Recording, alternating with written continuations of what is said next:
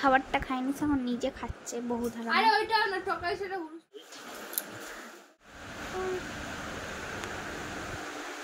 School তো গরম লাগে না?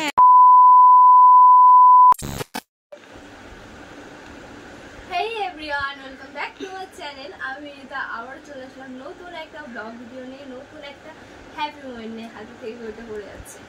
তো অনেকদিন বাদ আজকে আবারও ব্লগ শুরু করলাম। তো কিসের জন্য ব্লগ করতে পারছি না, কারণ হচ্ছে শনিবার। তো আমি কবে ব্লগ আপলোড করেছি ঠিক আমি বলতে পারছি না। প্রায় 3-4 দিন হতে চললো আমি ব্লগটা ঠিক মতন তোমাদের জন্য আপলোড করতে পারছি না। তো যাই হোক, আমার হচ্ছে ঠাকুমা শাশুড়ি মারা গেছে, তো তার জন্য এদিক সেদিক করতে, আর পুজোর জন্য, পুজোর এখন দোকানে না গেলেও হয় না। তার মধ্যে রয়েছে বাড়ির কাজ, তার মধ্যে আমার চলছে এক্সাম। এই জন্য তোমাদের ঠিক মতন টাইমে দিতে পারছি না। তোমরা কিন্তু আবার চলে যেও না, আমার পাশেই থেকো। তো চলো এখন রেডি হচ্ছি, রেডি হয়ে এখন যাব দোকানে। আজ ব্লগটা শুরু করলাম সকাল থেকে। সকলকে জানাই গুড মর্নিং অ্যান্ড সকলের দিনটা আজ যেন ভালো করে কাটে। তো চলো তোমরা কন্টিনিউ ব্লগটা দেখতে থাকো, আর কেউ স্কিপ করো না। তোর ভিডিও করতেছি। হ্যাঁ, হাই কর, হাই কর। কোথায় গেছিলি? স্কুল। কয়টার দিকে স্কুল তোর? 6টার দিকে। গরম লাগে না এত? ফুলাতা জামা, হাফাতে জামা নাই? যা তাহলে বাড়ি যা। হ্যাঁ, যা গরম পড়েছে, মনে হয় না এত গরমে টিকা যাবে আর কি। তো আমরা তো শিলিগুড়িতে থাকি, শিলিগুড়িতে তো সবচেয়ে বেশি গরম, তোমরা সবাই জানো। আর হচ্ছে এখন মনে হচ্ছে যদি আমাদের বেশি বেশি টাকা হতো তাহলে একটা পাহাড়ের সাইডে মানে জায়গা কিনে ঘর করে থাকতাম। এই গরমের সিজনে ওখানে গিয়ে থেকে তারপর গরমটা কাটিয়ে আবার চলে আসতাম ঠান্ডা সিজনে, এমন মনে হয় মাঝে মধ্যে। তো দোকানে এসেছি, দোকান খুলে ঝাড়ু টাড়ু দিয়ে সব কিছু করে তারপর বসলাম। শরীরটা এতদিন ভালোই ছিল মোটামুটি, কাল থেকে কেন জানি না প্রচুর শরীরটা জ্বালাবিলা করছে, মানে জ্বলছে আর কি, ভিতরটা একদম জ্বলছে। কেন জ্বলছে, কিসের জন্য জ্বলছে, তোমরা কি কেউ জানো তাহলে অবশ্যই কমেন্টে জানাও। তোমাদের দাদাভাই সকালে বলছিল গ্যাসের প্রবলেমের জন্য এটা হচ্ছে, কিন্তু না, গ্যাসের প্রবলেম অন্য সিমটম দেখা দেয়। তো এটাই আর কি। তো ব্লগটা আজকে কি করব কিছুই বুঝতে পারছি না, যেহেতু তোমাদের জন্য ব্লগ আপলোড করতে পারছি না, সেই জন্য আবার শুরু করলাম। দেখতে থাকো আর সাথে থাকো। তো বাড়ি এসে গেছি, বাড়ি এসে আর তেমনভাবে কোনো ভিডিও ক্লিপস নিতে পারিনি, কারণ হচ্ছে দোকানে ছিলাম। দোকান থেকে এসে বাড়িতে টুকটাক কিছু কাজ রয়েছে, সে কাজ সেরে এখন আমি বসে গেছি ভাত খেতে।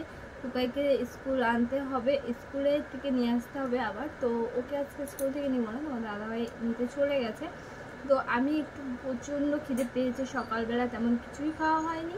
তো এখন আমি খাওয়ার নিয়ে বসে পড়েছি। আমাদের যেহেতু ঠাকুমা মারা গেছে সেই জন্য আমাদের নিরামিষ চলছে। নিরামিষ বলতে একদমই সেদ্ধ, নিরামিষের মধ্যেও অনেক ভাগ রয়েছে, সোমবারা দেওয়া যাবে না, এমনকি আরও অনেক অনেক নিয়ম রয়েছে। সেটাই আমি এখন ডাল সিদ্ধ করেছি আর ভাত। মিনিটা আমার ভিডিওতে প্রচুর ডিস্টার্ব করছে। এই মিনি যা। হ্যাঁ, তো এখন বসে বসে ভাত খাচ্ছি, একা ভাত খাচ্ছি, কারণ আমি দুপুরবেলা একা ভাত খাই না, তোমার দাদাভাইয়ের সাথে খাই। কিন্তু বললাম ওই যে প্রচণ্ড খিদে পেয়েছিল তার জন্য একাই খেতে হচ্ছে। সব সবজি দিয়ে ডাল রয়েছে, ভাত, আর এখানে সাথে ঘি নিয়ে নিয়েছি। এটাই কদিন ধরে কদিনের খাওয়ার চলছে, এটাই আর কি। আমি খেয়ে দিয়ে ওঠার পরে তো তোমাদের দাদাভাই টুকাইকে নিয়ে স্কুল থেকে চলে এসেছে। বৃষ্টি পড়ছে হালকা হালকা বাইরে, সেই জন্য আমি আর ওকে দোকান থেকেও আজকে আনতে যাইনি। তো এখানে দুই মা ছেলে মিলে গল্প করছিলাম স্কুলে কি কি হচ্ছিল না হচ্ছিল। আর ওইদিকে দেখো বুকু হচ্ছে পাশে ঘুমিয়ে পড়েছে আর কি, ঘুমাবে আর কি, প্রচণ্ড ঘুম পেয়েছে। তারপর আমি ভাবলাম দোকানে আমাকে যেতেই হবে, তার জন্য বাবুকে আগে হোমওয়ার্কগুলো করিয়ে নিই, টিউশনের অনেক হোমওয়ার্ক রয়েছে। তো সেগুলো আমি এখন ওকে একে একে করে দিচ্ছি। তারপর মা ছেলে মিলে বেশ অনেকক্ষণ ধরে গল্প করছিলাম যে স্কুলে আজকে কি হয়েছে, ম্যাম কি করিয়েছে না করিয়েছে, সমস্ত কিছু করার পর তো গল্পটা তো বেশ ভালো করেই হলো।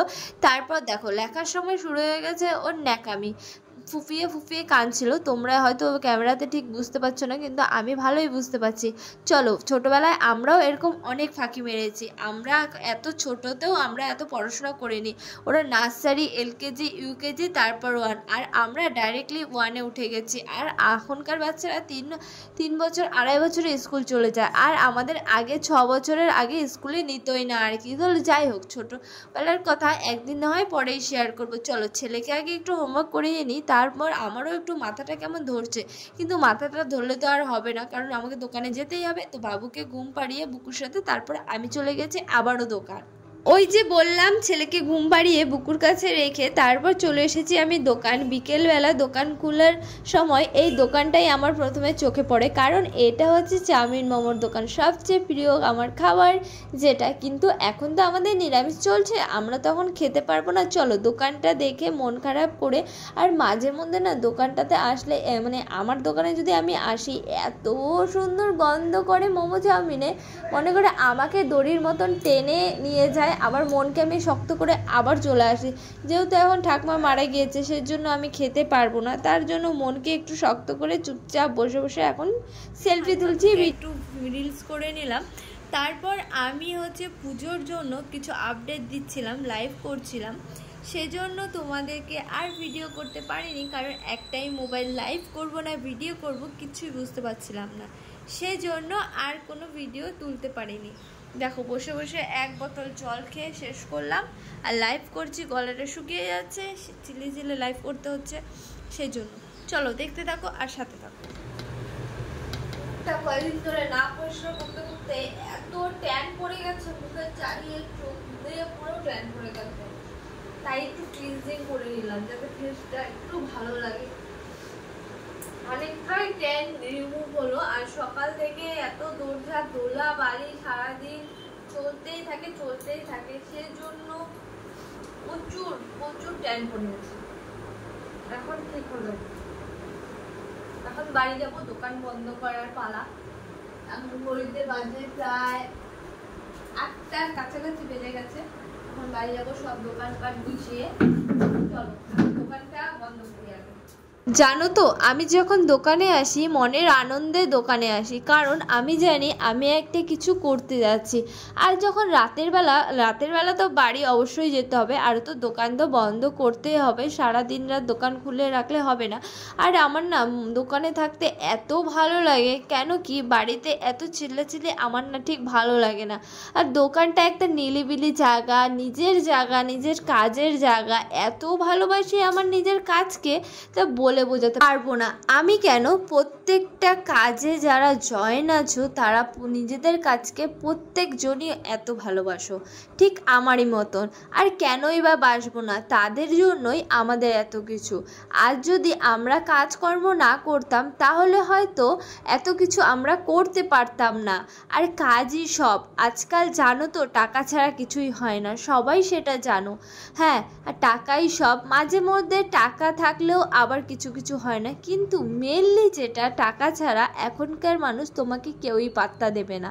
আজ তোমার কাছে টাকা রয়েছে, দেখবে সবাই রয়েছে, কাল তোমার কাছে টাকা নেই, দেখবে কেউই নেই, চারিপাশে অন্ধকার, শুধুমাত্র ফ্যামিলি এবং মা বাবা ছাড়া।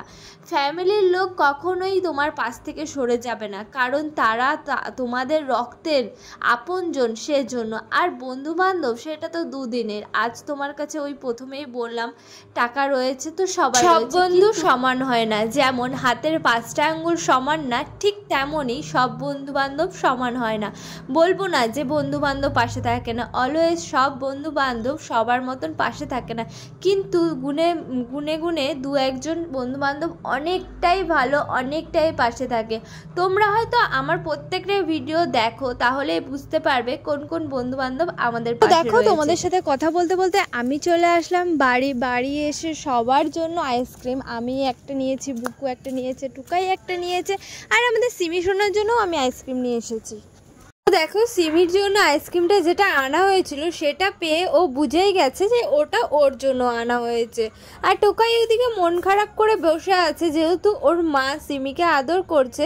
তো সমান আমি যতটা টুকাইকে ভালোবাসি ততটা সিমিকে ভালোবাসি। অনেকে আবার কমেন্টে বলবে আদিক খেতার আর শেষ নেই। আর টুকাইয়ের একটা মন খারাপের ব্যাপার হচ্ছে, ওর হচ্ছে আইসক্রিমটা যেটা টুকাই খাচ্ছিল সেটা হচ্ছে সিমি ফেলে দিয়েছে, আর সিমি ওই ফ্লেভারের আইসক্রিম খায় না, সেই জন্য আর পরে সিমি ওটাকে খায়নি। তারপর ছেলের আবদার রাখতেই বাবা নিয়ে এসেছে আইসক্রিম। তোমাদের দাদাভাইকে আমি ফোন করে বলে দিয়েছিলাম যে সিমি টকাইয়ের আইসক্রিমটা ফেলে দিয়েছে।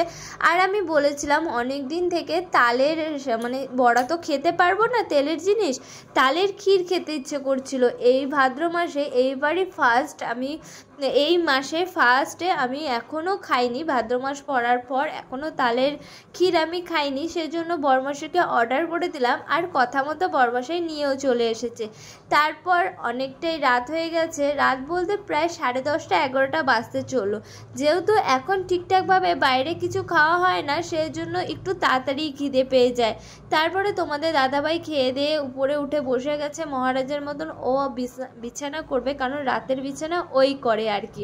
আমি সব থেকে আলসামি করি এই বিছানা ওঠানোর আর করার মধ্যে, সেটা নিয়ে আমাদের অনেক ঝগড়া হয়ে যায়। চলো খাওয়া দাওয়া সেরে তারপর আমরা এখন চলে গেছি সিমিকে খেতে দিতে হবে, কারণ সিমিরও খিদে পেয়ে গেছে।